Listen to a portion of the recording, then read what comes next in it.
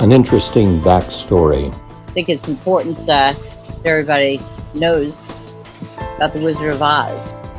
A professional with decades of experience in her field.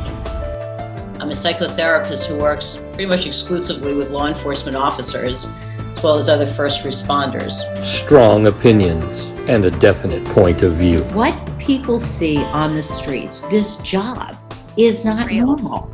Brutally honest and funny. When I get a call in the middle of the night and they've been drinking beer, they're normally crying over a relationship. When they're drinking Jack, they get on the phone and they start off with, "Hey babe." She identifies problems, probes, pokes, and makes you think. So if something happens to your family, which is truly your biggest fear, and you haven't thought about every single potential of what could go wrong, then you feel like you failed. She has her own special style. You're either part of the problem or part of the solution. Pick a side. Welcome to StephTherapy911 with Stephanie Samuels. Hello and welcome to StephTherapy911 with Stephanie Samuels. Anyway, welcome everybody. And tonight it is unusual for me to have two guests on, but I've decided that it was important to have these two guests on. So with me are Nicole and Emily Eng. They share the same last name, and in truth, they shared the same mother. Many of you don't know that, that I did not take my husband's last name, but both of the kids are actually legitimate, and they are mine. And I decided that I wanted them to come on for a couple of reasons. I've had a lot of questions about, my kids and talk about them a lot and joke around about them a lot. I'm incredibly proud of them. And we're now going into our fourth year in the Midnight Run for the Call, and wanted to give some background information because the two young women here have been running that Run for the Call with me every year, no matter what the weather has been, and kind of taking them through into high school, college, and right now my oldest daughter Nicole is a second lieutenant in the United States Army, and my younger daughter is finishing up Lafayette College. So kind of really an honor.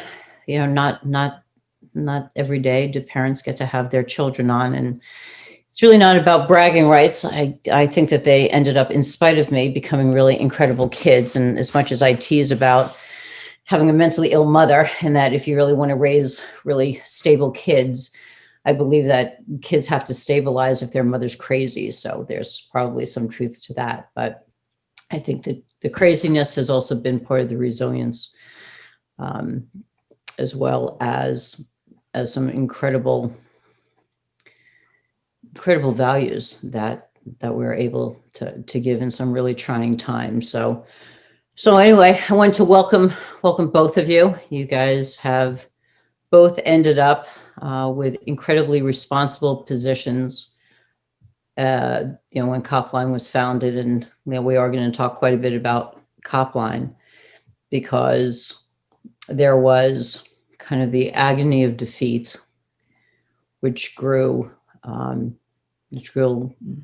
the success of really a national and then an international hotline for police officers. And growing up really with a therapist that really only treated cops for you guys, and what was normal for you that is incredibly abnormal for other kids. And we can probably share some of the 911 parties and then taking over as Secretary of CopLine. Each one of you have held the horrendous position of secretary, and what that's kind of encompassed. So truly, so welcome. And though I know I'm your mom and I'm doing this as your mom, I am truly doing this because no matter who I was, I would say you got to talk to these two young women. They are just amazing.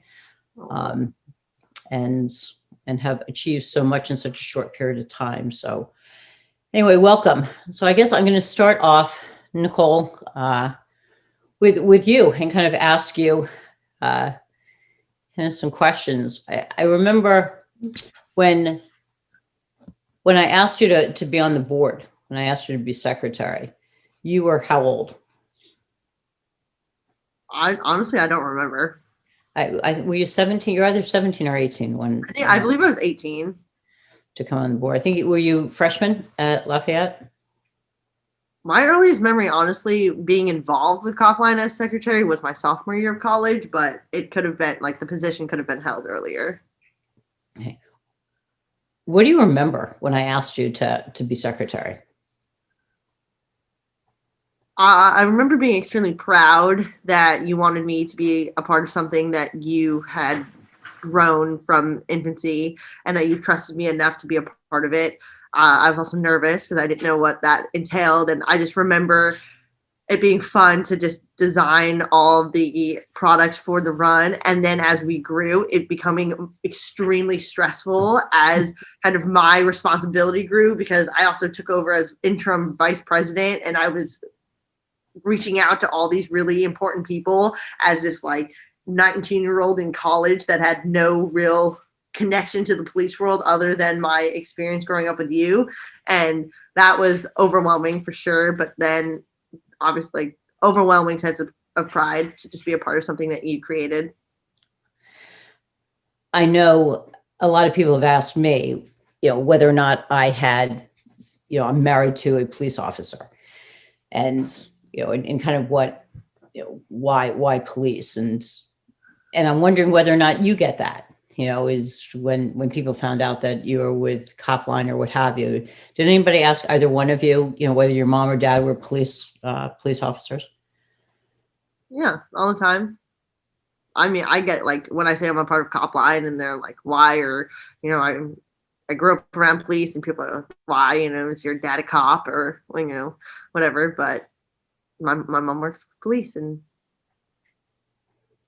what's your earliest memory of police? Because I know my earliest memory of you being incredibly confused with police with me. What was your earliest memory that you have of me being involved with police, or kind of what that was like?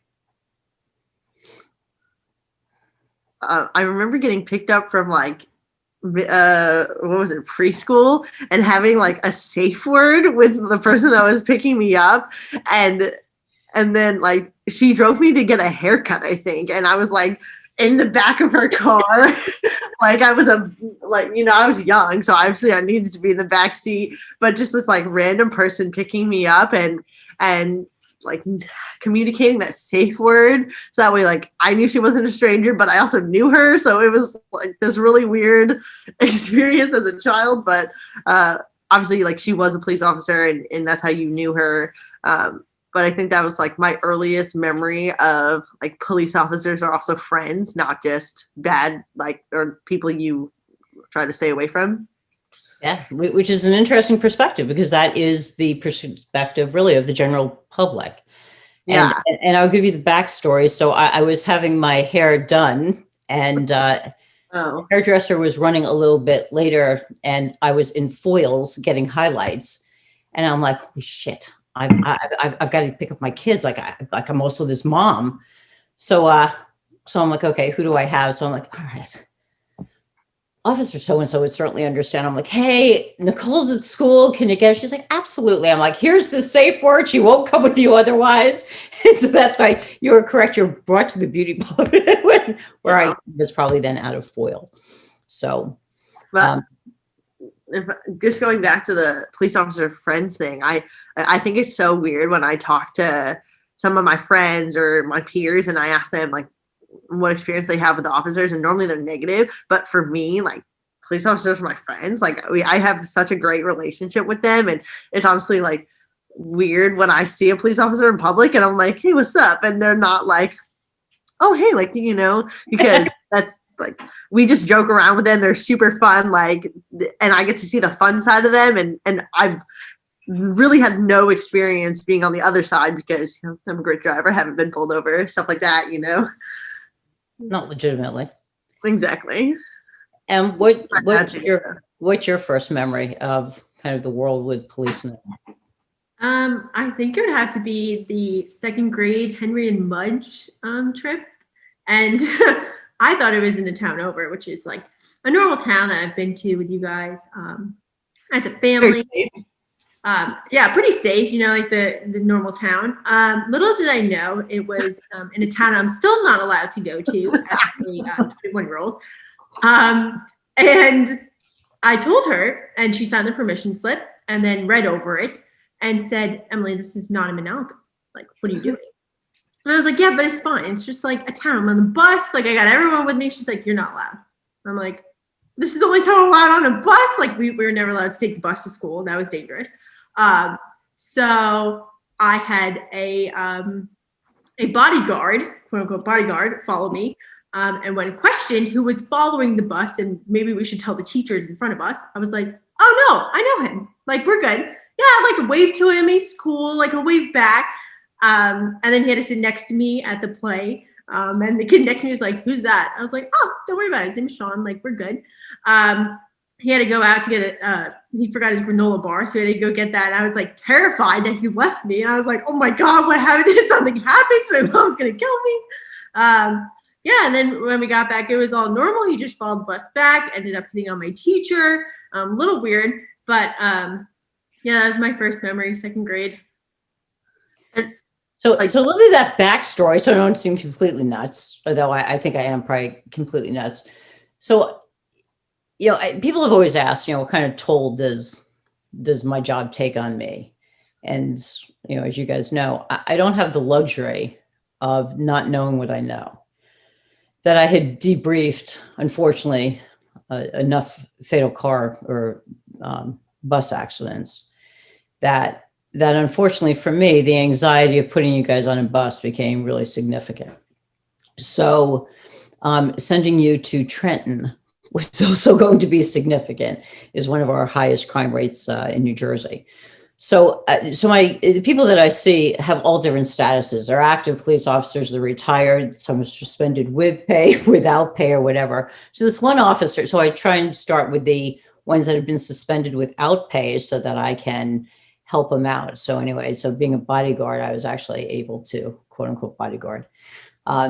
Anyway, so I sent one of my guys who certainly appreciated being able to go to Trenton to see a play, being paid for that.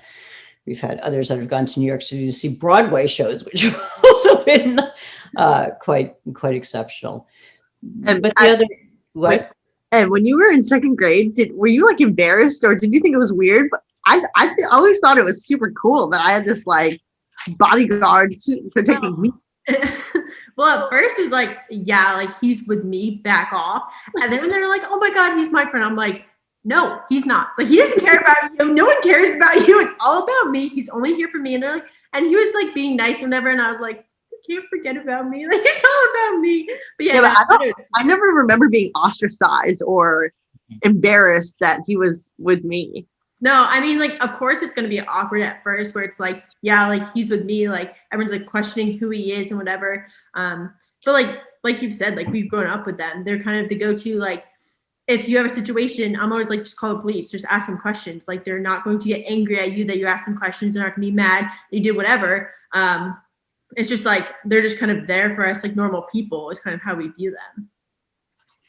So probably one of the toughest days of my life is one of the most difficult days of pretty much anybody's life that was alive on September 11th of 2001.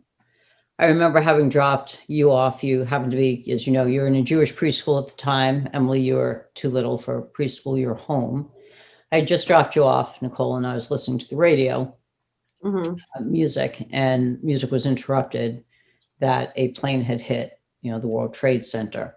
And like the rest of the nation, you know, I was not by a TV, but I also figured, you know, it's a small aircraft that didn't have the proper you know, devices or what have you, so that they had no idea there was a mistake. And I remember it was before I hit the gas station on 9 that the second tower was hit. And I remember thinking, oh my God, this is this is not an accident. What the hell is going on?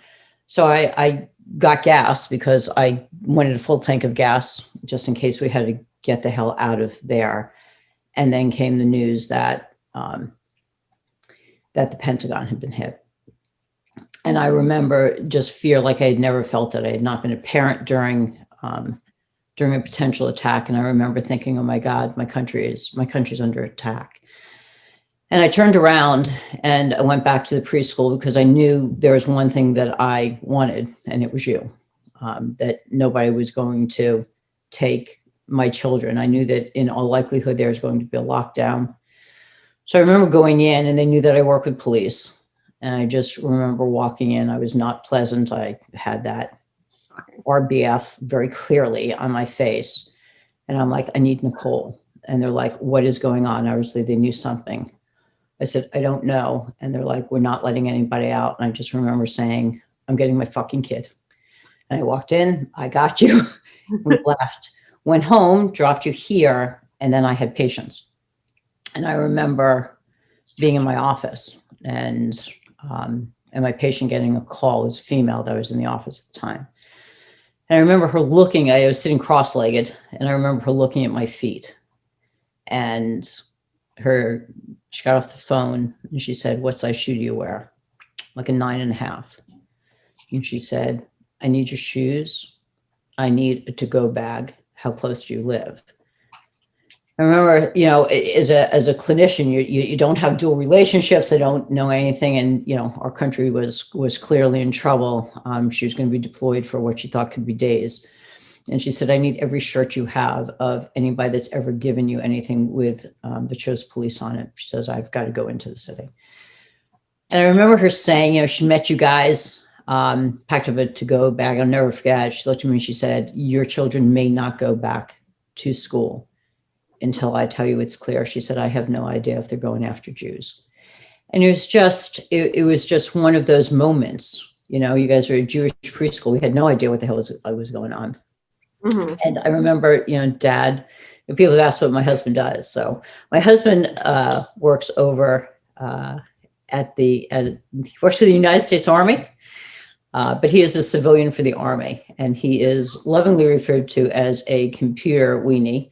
We will not say that he is the chief snowflake watcher, which has been our family running joke about my husband as the snow is falling. And they're like, he'd call up, he's like, yeah, it's getting worse. The kids are like, what do you do? Just watching the snow.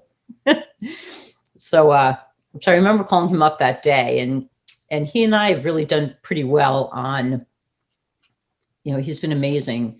That anytime I've needed him at, fundraisers or to be there for me or to allow me to do what I needed to do for my career, that he's really taken a back seat to that.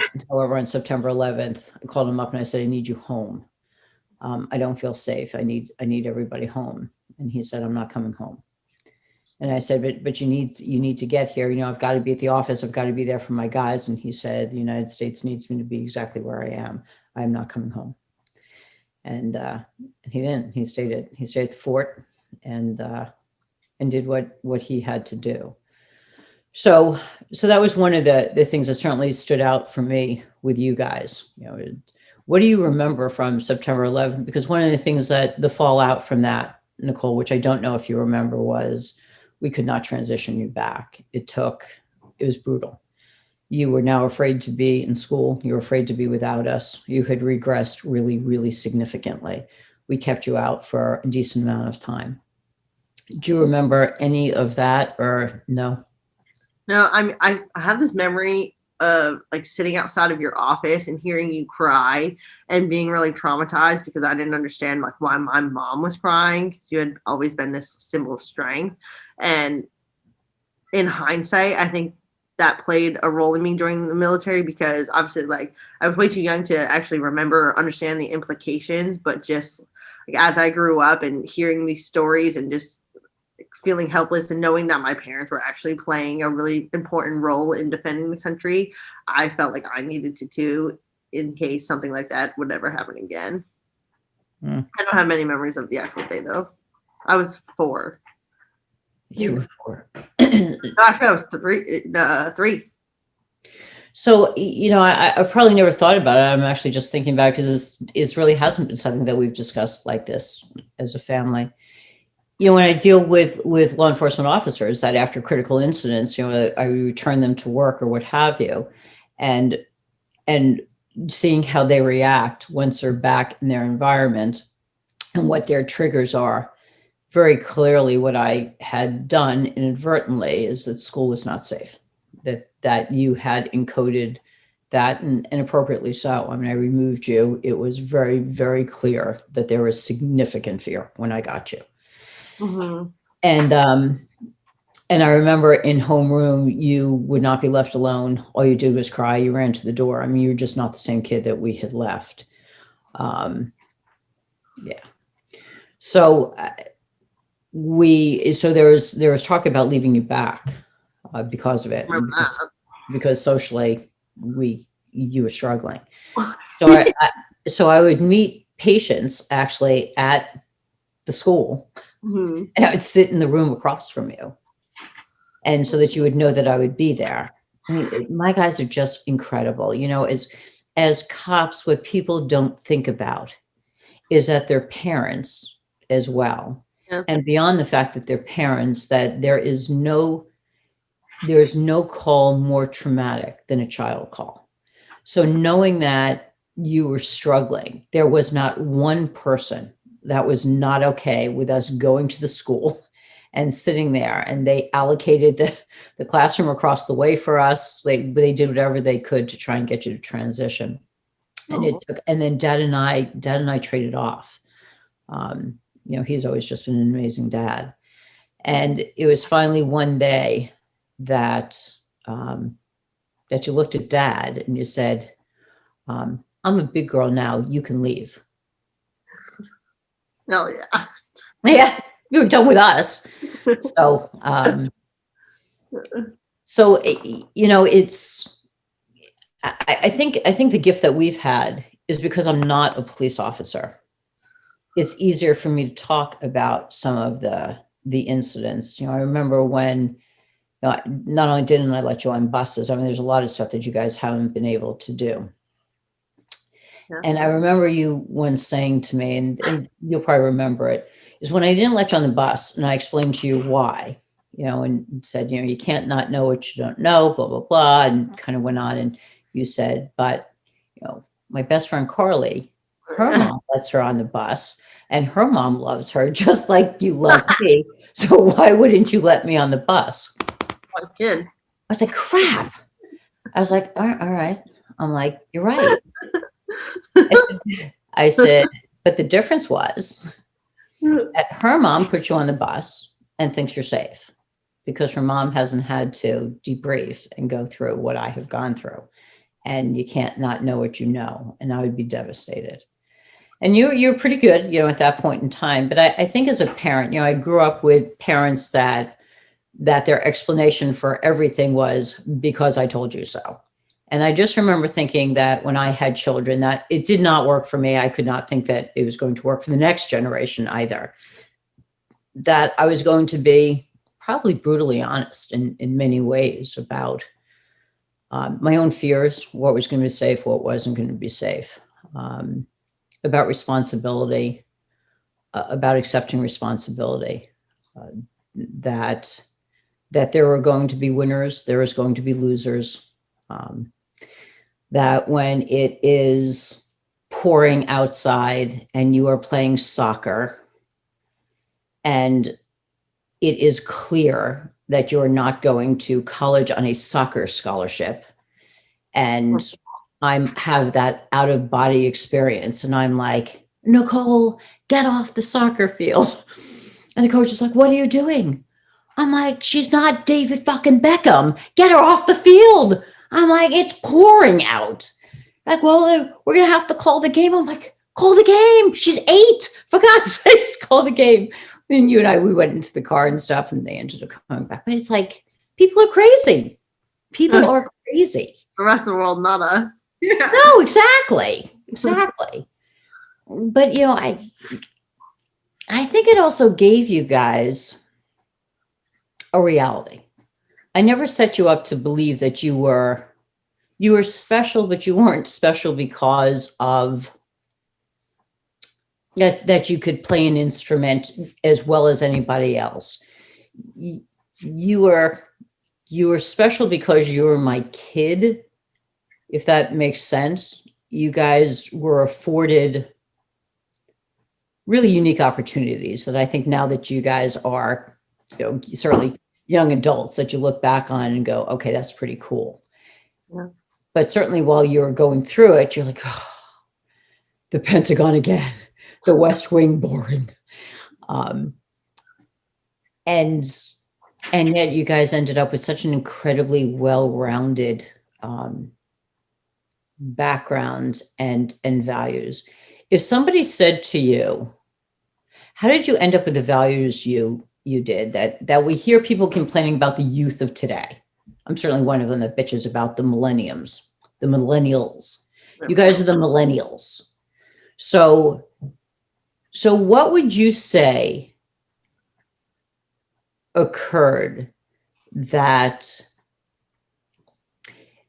gave you a sense of responsibility, a sense of purpose, a sense of wanting to give back, a sense of wanting to serve your country, all those different pieces? What is it? Because there are plenty of people that grow up, as you know, like you guys did, that absolutely do not think and feel the same way.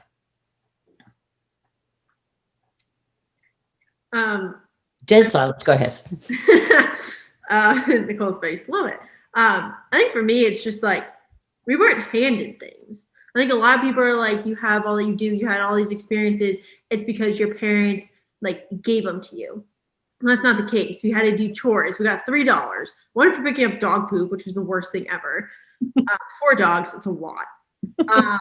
We had to make our bed and then clean around the house. So it was like $1 per chore. And like, that's how another $1 went to Sudoku. So that's where the $3 went.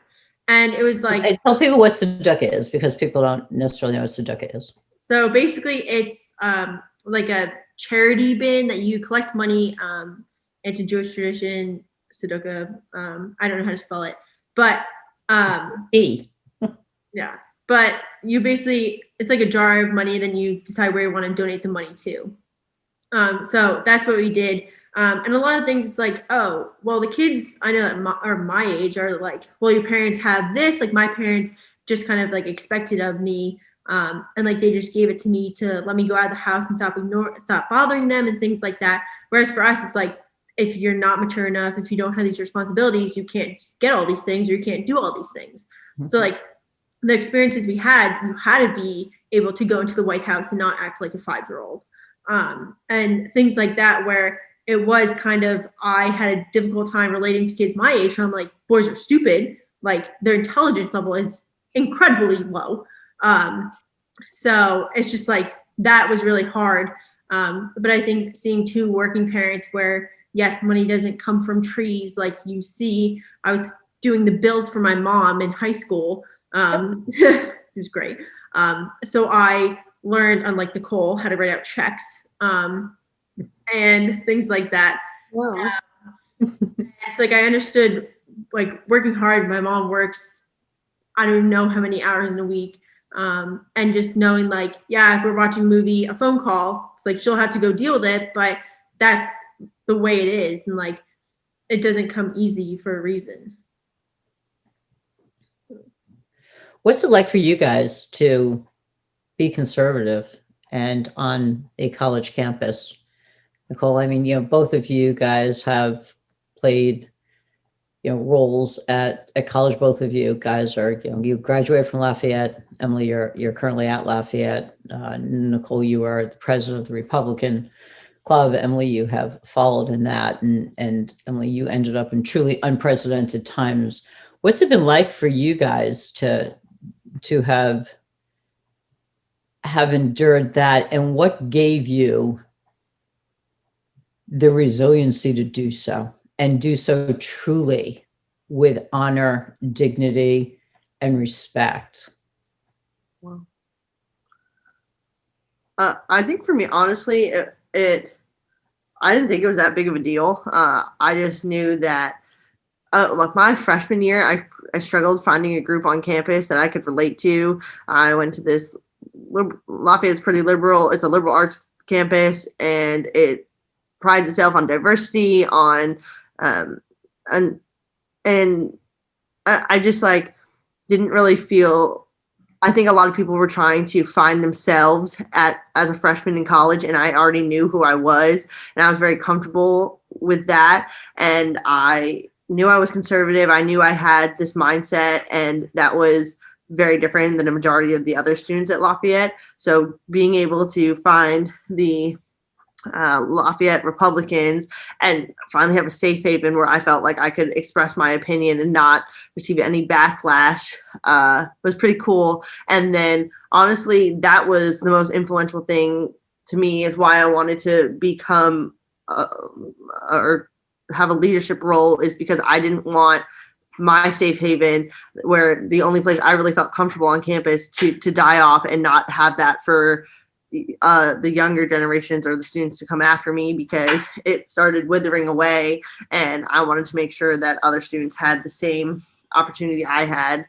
And then, I mean, I got to experience the 2016 election in Lafayette, and that was interesting to say the least. A lot of students were displeased with the outcome, and even my roommate at the time wouldn't talk to me because I'd voted for Trump, and she thought that I had single-handedly caused him to win the election.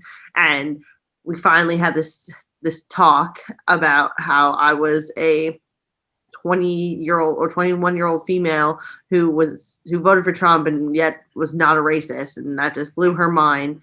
And I mean, I just think like the only thing that really stood out to me is when I tell people that I was the president of college Republicans, they would just say, "You were so brave."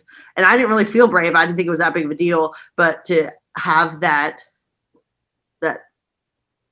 opinion that didn't fall with the majority, and to be willing to stick my head out and say like, and put my name as the president of the Republicans, I guess was, I don't know. I mean, I've watched my mom kind of stick her head out and stand up for what's right and what she believes in. So for me, it wasn't that big of a deal. It's just like following my mom's footsteps. Oh, damn it. I'm going to cry. All right. Way to go. Good. I mean, a lot of it is, I went to the same college as my sister, so a lot of the clubs I was involved in was to get closer to her and spend more time with her. So different majors, of course, too competitive. She did too well. I was kidding. I play football for shit, but go ahead. So when she was going to graduate, there was a vacancy. I was a treasurer, I think when she was a senior, and that the role was empty. No one was taking it. So it wasn't that hard, especially when I had Nicole as a president, or co-president. I don't remember which one anymore. I was a co-president that year, yeah. Okay, so helping me kind of figure out, because she dealt with that previously, and so she kind of told me how to submit the budgets and things like that. And then later on, when it came to the point of presidency, I was co-president my junior year. Like, he was very passionate and very, he had a lot more conservative views than I did. And he was one of those kids on campus who was ostracized when he was a freshman in the 2016 election. And he said that he was outwardly conservative, and he got so socially ostracized to the point where he knew he had to change how he portrayed himself in order to basically survive college. So having him and his opinions kind of help bring more kids to campus. And then senior year, I was the president just because no one wanted to be involved, and it was very difficult. At one point, I was the only board member. People dropped like flies. And no one really wanted to take a stand. So it was either the club dies off or it's going to be me. So I kind of felt like an obligation at one point. But now with everything that's happening, it's very different. So it was kind of this safe place, and it really has become one of the safest places for people to openly talk about their views. It has been difficult because we have been online since March. So this entire semester with the election and everything, very different. There are Instagram accounts that are fake of people posting things, attacking conservatives on campus, calling people out. So this is the first time College Republicans has created social media, and people just messaging like, we want to be a part of this club, et cetera, et cetera. Other accounts have been created saying that they're not affiliated with us, which has kind of helped us in a sense because they're just getting attacked like, seeing conservatives cry is my daily medicine. You people are terrible. I've been called racist because I'm white, things like that. And just kind of collecting the stories to get a voice for conservatives on campus, because freshmen are like, oh, this is a great school. People say, like Lafayette, like Nicole said, it prides themselves on being a diverse campus where we really want inclusivity and diversity in political thoughts, anything really. And it's not. It's idealized, and it's to the point where people say they don't want to be associated with politics on campus. They don't feel safe. And it's just, I at points feel helpless because I don't know what else to do. I've written emails, and it's gotten to the point of no one feels safe enough to say anything. So now it's my responsibility to try to make it more safe and figure out how to do it for people who can't. So that's the next thing. So what gave you the wherewithal to do that?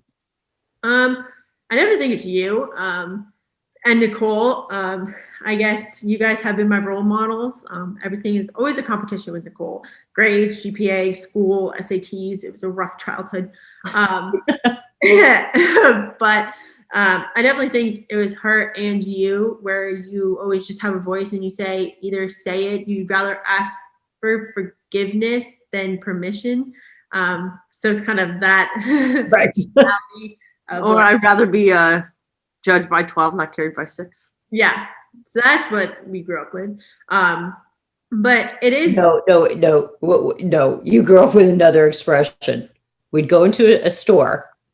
Oh my God. And when I was United States does not what would I say? Yeah. Oh, yeah. Yeah. It didn't have to be a store. Yeah, it could just be an It was art everywhere. That was universal. Yeah, we should really make plaques for the house. I don't know. Did you hear her? Because she was drowned out on my thing. The United States does not negotiate with terrorists. And neither do I. Be the terrorist, really. You want a purse? Nope. You don't need one. No, you guys would like peck. You'd be like, and at some point in time, all you knew when I said, because you guys were like terrorists. The United States does not negotiate with terrorists, and neither do I. My boss knows that. I should probably tell him. I was just done. I stopped actually shopping with both of you in clothing store because it was a horrible tag team. It was a horrible, like you guys had it down to a science. Card numbers now and just go. That's a high five. There we go. Go ahead, Em. Sorry. It's fine.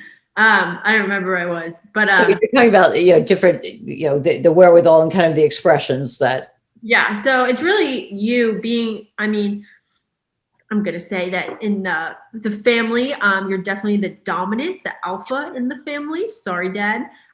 So kind of growing up with a strong female as someone to look up to was definitely it definitely played a role, and knowing that you'd have my back no matter what also has pushed, and you have to do this. I'm going to put you in contact with whoever. Definitely played a role too. But knowing that someone has to have a voice for those who don't or can't speak up for themselves, and that's definitely been something that we grew up with and has been instilled in the both of us. So how did you guys not become racist? Because that's right. Because when people, you look at me, people talk about conservatives that, because I am a conservative, therefore I am a racist. I mean, there's all these things that have been assigned to it. And yet I know how you guys grew up. I don't think that you ever looked at anybody as being inferior. That is something that was incredibly important to me, was that there's good people, there's bad people, there's whatever, but that has nothing to do with race, religion, or anything else. Yeah. I mean, I just like, that was never anything that I experienced. I saw, it was never in my head at all. Yeah. I mean, everyone's like, you're conservative, you have to be so far to the right, or like, you don't understand being a minority. And it's like, we're Jewish women who are in a science field. Like, okay. And Asian. And a female in the military. Yeah. But it's not color or anything that you see. I don't really understand. We also have like a gay uncle, and we still love him as if he was straight. It doesn't really matter who you love. Absolutely. Who you are, what color you are, it doesn't really make a difference. Absolutely. So September 11th kind of moves ahead, and you get into running, Emily. Short-lived. Yeah. And you want to figure out like how to run better and train better and whatever else. So one of my guys decides, we decided this is going to be awesome. That we're going to live his glory days. Yeah. We're going to connect the two of you. Well, faster friends could not have happened. A more entertaining relationship did not occur. But you guys became buds, and I had told you guys about the New York City Roadrunners Club that every year did a New Year's Eve midnight run, that when the ball drops in Times Square, that the Roadrunner Club does. I think it's about a 4 mile. It's a fun run through Central Park. And you guys had looked at it. It's all you guys wanted to do was that run. You're going to go along for Our fault. What? So the run is our fault. It was. Clearly was your fault. I think it was Emily. We can blame her. Bring it on. It's fine. I didn't want to run.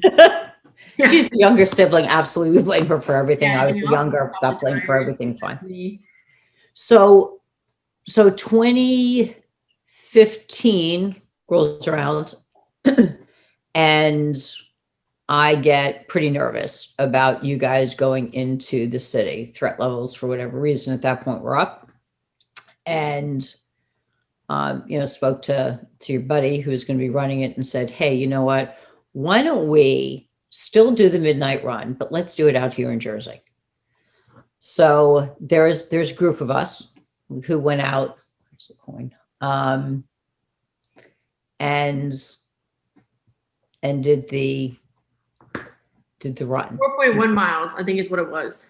What is it? I think it was 4.1 because it felt like forever. It was 4 miles. It wasn't a 5K at that point. Yeah. And it was miserable. We were exhausted. We were There not were big. how many of us? So go ahead. I think it was 7. So there's 4 of us. Yeah, there's 7. Yeah. Oh, then the next year, didn't we have like a carbo loading, and that just sent us an hour before? Yep. So the next year, so it was this incredibly miserably good time that we had not. Well, I knew it was going to be awesome, and that we just had a great time. We went back to the house afterwards, ate, laughed. It was awesome. So we decided then the next year we were going to do it. Had everybody over, did a little bit of carbo loading. All that stuff was great. It was really just an excuse to eat a lot. Then went out there. If I carbo loaded before every 5K I had to run, oh my God, now that seems so ridiculous. Oh, I'm running 12 miles a week. A day before, not like an hour before, because it just sits in your stomach. Oh So I remember being like, we're running a 5K, we need to carbo load. And now be like, oh, I didn't drink any water yesterday. I'll just go for an easy 3 miler. So perspective has changed over the years. But I remember after the second year, so our first CopLine training with retired officers was in February of 2017. So I remember, I'm sorry, in April of 2017. So I remember that after that second run, I was like, why the hell are we doing this for no reason? Why don't we do this and try and make money? Because we were going to do it anyway. And hence how the run for the call was was started. Yeah. And you guys just totally embraced it. And I think one of the more difficult things was clearly last year. When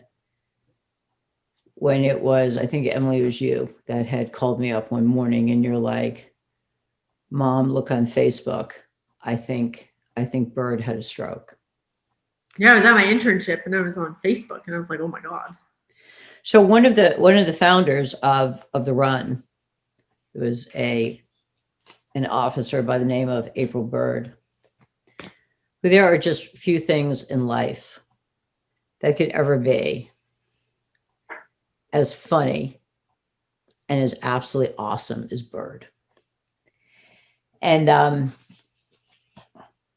so last year we ran, all of us obviously ran because we run with a name on the back of our shirts that we ran for April. And then, and because there are 7 of us, so each shirt for all eternity, this guy gets handed over to you guys. That as each one of us leaves this earth, that eventually there'll be 7 people that will remain on That's the more. shirts. Who are you going to get to make the shirts when Brian says that he's done making the shirts? So I remember saying, I texted April's best friend and I said, I need to know which shoulder you want April on. And then the decision was made. Actually, I wanted her on a shoulder and I said, it's kind of like Animal House. Is you got to pick the shoulder. Do you want her on the side of the devil or the angel? Because there's a scene in Animal House. You guys are probably too young. I don't know if you ever saw Animal. You did see Animal House. Oh, there's an 80s, by the way, put it on the list. Absolutely hilarious. I will not get into it. Most of our viewers have seen it. So, so her best friend had said she goes on the side of the angel. And so April will be, continue to be on the side of the angel. So she'll always be on our shoulders when we run. But what has it become? It's an incredible thing that you girls give up every year. And it's not that I am unaware of it, because I truly am. That New Year's Eve for kids your age is one of those nights that kind of was a rite for passage. My cops will tell you that it's amateur night. And other kids will say, hey, there's nothing like getting hammered on New Year's Eve, blah, blah, blah. And every year you guys are located in Point Pleasant Beach, New Jersey. We're not out in California doing a midnight run. We have run in incredible conditions. Rain, one year it was -6 with wind chills, the coldest winter in 100 years. And we still ran it. What's it been like for you guys to give up truly so much for CopLine, for something that you have certainly been part of since the beginning, but you've embraced it. So what has that been like for you guys to, give up New Year's Eve? And how often have you had your friends? I mean, I've known that your friends have said, hey, can you do this? And you're like, no, come out to Point Pleasant. And amazingly enough, I've never seen any of your friends out there. So kind of, I mean, I think last year was the hardest year I had with it because previously I wasn't of age to drink. So it was always like, I love being out there with you guys. It was fun. It was, I got to say I ran at midnight and brought in the new year with a run, and people thought it was crazy. So it was this cool talking point. Last year, I was also in the middle of a bunch of training for the military, and I had wanted that break that I had around that time to be fun and get to experience stuff that I hadn't been able to for the last few months. It's like drinking, hanging out with friends, stuff like that.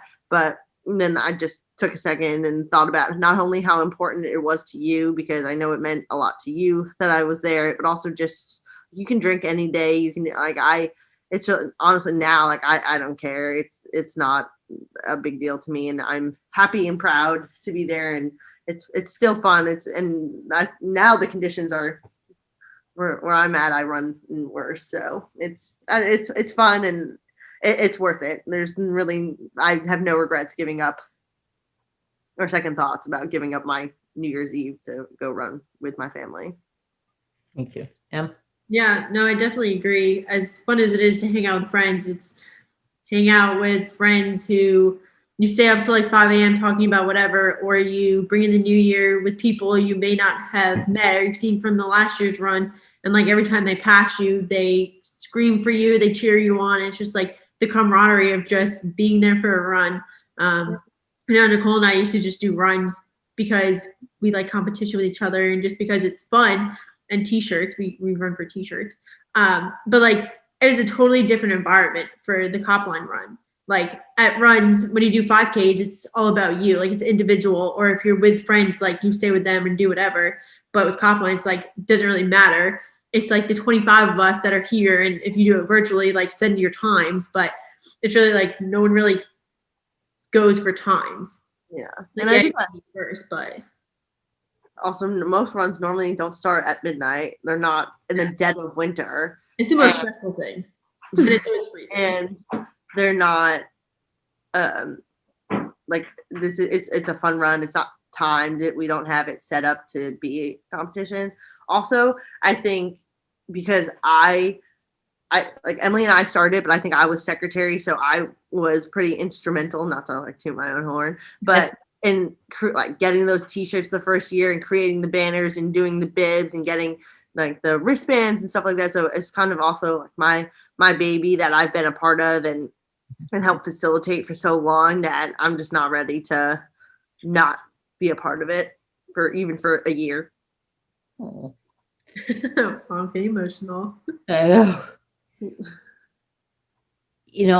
People have, I'm identified kind of as the face of CopLine, which is kind of, weird for me. It makes perfect sense. But you're the founder and director.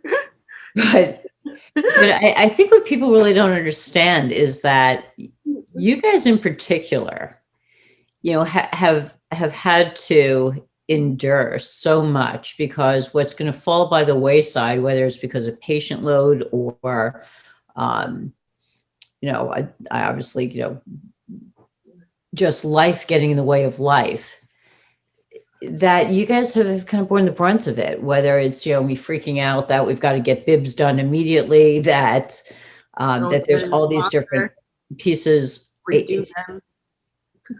It's just, you guys have done such an amazing job. And I don't think that CopLine would be CopLine without you guys. So I'm going to ask you for some of your fondest memories with CopLine. So I will share mine because it is truly, and Nicole, you and I will probably sharing the same one. So what people probably don't know about CopLine. So the decision was made. CopLine has been in existence for 15 years now. And so the 1-800-CopLine number was secured because obviously I wanted the name that went along with the number. So that number rang into my office until 2016. And it was right after the Pulse shooting and then the Dallas 5, that the number was now pulled off of my office line and was put on a separate iPhone. So now I was running full-time practice, never advertised for CopLine, just kind of secured it, but had this phone that every 12 hours had to be transferred. So I think you were still answering those lines. You were still answering those lines. You weren't even transferring them yet. So 24 hours a day, 7 days a week, I had a private practice that I was on call for, and then this hotline that I was on call for. And were we moving you in, Nicole? So you came to visit me at Lafayette one day just as a surprise. I was bored and you were like, I'll just come hang out with you. And you showed up. Yep.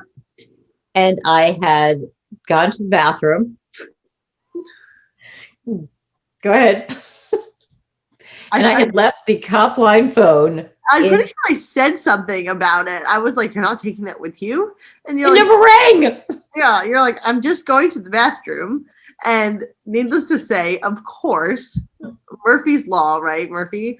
Of course, it rings, and I'm panicking. You're like, I'm a 19-year-old girl. I don't know what to do. So I answer it. And I'm like, hi, this is CopLine Nicole speaking, because that's what I had heard my mom say. And this man on the other line starts talking, and I freak the fuck out.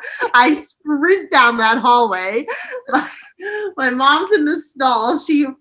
I'm not even talking to him. I'm just so petrified. She opens the stall, and I just chuck it at her. I was like, "Oh my God, it rang!" And she just, without skipping a beat, is like, "Hi, this is CopLine Stephanie speaking," or whatever.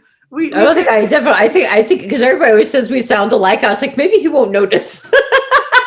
But he actually finally got a response instead of me just like not answering him. So I think I told you that recently, like in the past 6 months, so that this goes back, 3-4 years ago, that he called back. So the fun thing is that I actually did tell him, I told him the story, of kind of what happened. We were on for a while, and the truth is always much stranger than fiction. So I thought I should kind of share that with him. And so it was really cool. So when he called back like 6 months ago, so my listener said, "Steph, he absolutely knew who you were, blah, blah, blah." I'm like, well, he didn't know that much about me. However, I was the one that answered the line, when he first called. But it also showed that the experience certainly was a good one. And that all these years later, that he would still think, hey, I'm going to call that line where I got something out of it. So anyways, that clearly is probably one of my, that's probably my funniest. Probably surprised to get someone that actually like responded immediately instead of just awkward silence for the first 3 minutes. It wasn't quite that long. I flew down that hallway. I remember you saying that is the scariest thing that has ever happened to me in my entire life. Still to this day. Well, the scariest thing was when we had to take it into class. I think you were going away, Nicole, and you were like, "Transfer this at 11." And I was like, "I'm in class until 11:15." You're like, "Oh yeah." And I was like, so that became the other thing is, so then when I was off the lines, and now thank God that I had somebody else that was going to be, so every 12 hours until that first training, that we had somebody who had started the peer support unit out of Fort Worth, Texas, their PD. So Diane and I then would trade off. And so every 12 hours, this alarm would go off. So it made no difference where I was in the world. I remember being at PBR, not Pabst Blue Ribbon, but Professional Bull Riders. And I remember, having to transfer the lines there and making sure that we heard it. If I was on a plane, and that's what would happen, is that I would either leave it with you guys, and so that every 12 hours, because I don't think anybody can imagine what it's like for, 365 days that your life is on a 12-hour schedule. And no matter where you are, that you have to, make sure that you change this. And even after the first training, we were transferring to whoever was then on call. We just forwarded the CopLine phone number. The handwritten calendars that you could barely read your handwriting. Oh yeah. And are there like slashes on the date? Yeah, there were slashes for the 12 hours. Yep. Really amazing. So what's it like now? So we've got CopLine where it's at today. Mm-hmm. So what's it like for you guys to have watched this grow? I'm just super proud and honored to be a part of it from as early as I was. Yeah. It's really cool. It's honestly like amazing how it went from your office phone to an iPhone to actually that you'll only answer to getting forwarded to other people to now it's this huge thing. It's international. We have over 100 volunteers. Yeah. It's amazing. I really don't know what else to say. Yeah, no, she basically said everything, where it's the mentality of if you build it, they will come. It's kind of what my mom has always said. And when we were like, no one's really calling CopLine, like, how do you know this is going to work? She said, if you build it, it'll come. It takes time. cetera, et cetera. And now we have a board, we're international, we're going deeper into Canada, going potentially into Europe, et cetera. So it's really cool to kind of watch and actually be a part of it still. Secretariat's a lot typing, but it's definitely something I still am happy and proud to be a part of. And having you as the director and founder, and knowing that's my mom is pretty awesome. There's pressure on you guys to keep this going. You know, is that difficult for you guys? I mean, I'm not going to step up as acting. I have no experience. You know, you're the clinical director. I'm going to be there in support. But I mean, I just hope, honestly, I can continue to build it and progress it like you have, because it's big shoes to fill. Yeah, and I definitely think that the board you have has definitely, and every volunteer as well, definitely has the same mentality that CopLine is what it is, and we're true to everything that we say and everything we stand for. And that's definitely helping us. I think the run is basically where we are now and what we've done as secretaries, and with other board members, of course, have helped and really stepped up. But yeah, no, it's very stressful and overwhelming. I don't think about it often. It's, you know, when you guys say it's hard shoes to fill, there are no shoes to fill. You guys have filled those, you know, as we talk about Field of Dreams, you know, and that's, you know, if you build it, they will come. If you remember in that, one of the last scenes, when it was Archibald Graham, Dr. Graham, he was playing ball and the daughter was choking on a hot dog. And you watch him and his shoe goes from the cleat as he's stepping across, and then it goes to the black shoe. Do you remember? Mm-hmm. And then he goes from being in a baseball uniform to having his black bag, because he's, you know, Dr. Graham. And Kevin Costner gets all upset. He's like, you know, you can never go back. You can never go back. And I view it as, I was the original step, but it's your guys' shoes. It's no longer mine that are there. You know, and when you look at that you guys are the future, that every one of these volunteers, you know, it wasn't until probably the last training, and when I was driving to the training site, that I realized that I finally had a viable child, that I had given birth to this thing called CopLine, which had been a dream for so many years, and, you know, started off with legislation back here and what I believed should have been done. And then to have lost it, to, you know, I'll always tell you guys, as it's not intelligence that got me up. I'm just too stupid to stay down for a 15 count. That I really did believe that this would work, and I needed to do it. So it did work. And it wasn't until, you know, I was driving that I realized that, you know, should I close my eyes for the last time, that this goes on without me, that I had carried this child, and that the heart beats, not because of me. The heart beats because of you kids. The heart beats because of my volunteers, because there are people that are out there that believe in this and have watched it. It's my board. It's just so much bigger than I am, and it's supposed to be. You know, that's kind of the really cool thing about anything that you love. It's like raising a child. It's like you guys. I think of that, being a parent's the weirdest job in the entire world, and that is, if you do your job right and if you do it well, that your children leave you. I thought, well, that's just a crazy thing to do. And as much as I beg you guys to stay, and I'll offer you the world, I truly do realize how blessed I am that I have kids that not only can go out in the world, but choose to come home. So I am honored. And I know tonight was one of those nights that you're like, oh, no, Mom, please. But the story needs to be told on a different level. You know, I've kept you guys so private, so out of anything that I've done. Part of it was always out of fear that something would happen to you guys. But I think this part of CopLine, this part of my life needs to be told that I am nothing without you guys. And with Dad, that you guys are truly the wind beneath my wings. You're the reason why I can do what I can do.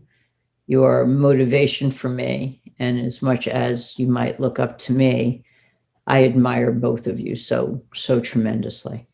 So is there anything that you guys wanted to say or cover that I have not covered? No. No, I thank you both for being here. I thank you for the jobs that you currently do.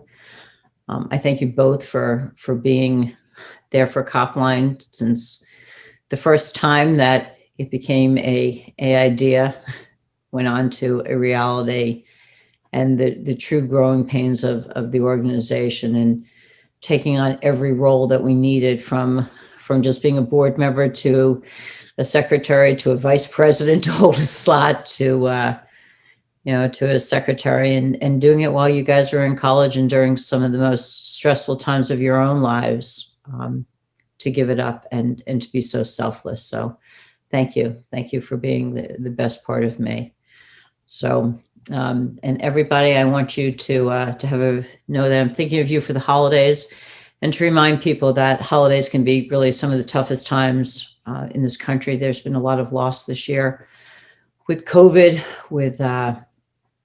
with just different stressors, a lot of depression that we're seeing. That please reach out to somebody who you're thinking about. They don't know that you're thinking about them unless you go the distance and pick up a phone, send a text, just let people know that you're there and that you're thinking of them. And for anybody that doesn't know about the Run for the Call, a lot of people, we tease people that we do, that people run it, people jog it, people walk it, people crawl it. We also have other people that will wake up and do it on a recumbent bike. They'll do it on a treadmill. That certainly we know that getting outside and doing walking or jogging or what have you can be tough. It's really just about the cause itself and being part of a team. So it's done virtually. So please feel free to reach out. Thank you, ladies. And hopefully I will see everybody next week on StephTherapy911 with Stephanie Samuels. I think I'm going to go solo, which is going to be interesting. So anyway, I hope to see everybody, and hope that everybody actually participates and sends in questions or what have you. I'm going to go ahead and pick a topic when it gets closer, because it'll be right before New Year's. So anyway, take care, and I will see you then.